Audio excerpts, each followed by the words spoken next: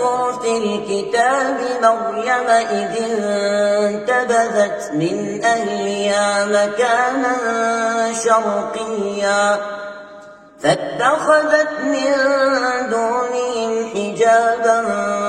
فأرسلنا إليها روحنا فتمثل لها بشرا سويا قالت إني أعوذ بالرحمن منك إن كنت تقيا قال إنما أنا رسول ربك لأهب لك غلاما زكيا قالت أنى يكون لي غلام ولم يمسسني بشر ولم أك بغيا قال كذلك قال ربك هو علي هين ولنجعله آية للناس ورحمة منا وكان أمرا مقضيا فحملته فانتبذت به مكانا قصيا فأجاءها المخاض إلى جذع النخلة قالت يا ليتني مت قبل هذا وكنت نسيا منسيا فناداها من تحتها ألا تحزني قد جعل ربك تحتك سريا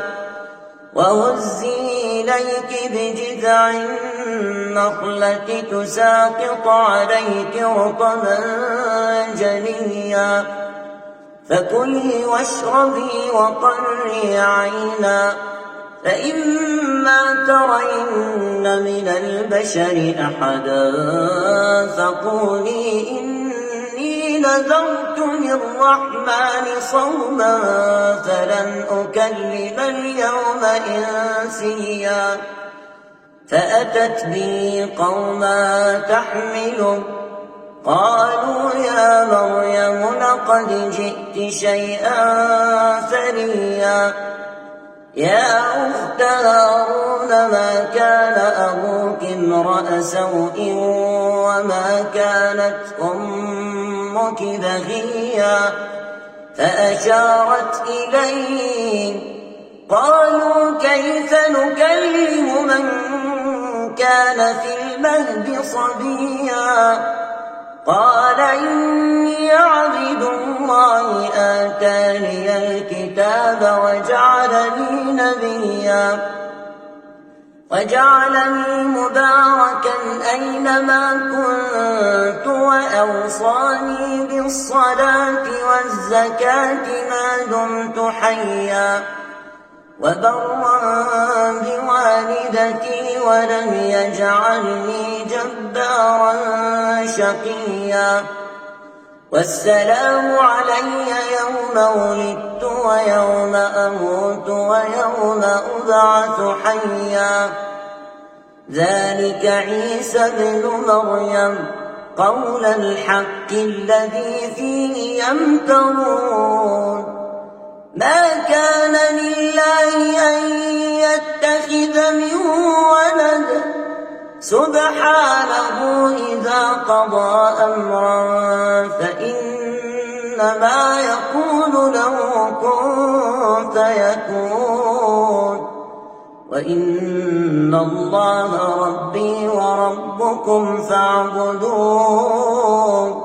هذا صراط مستقيم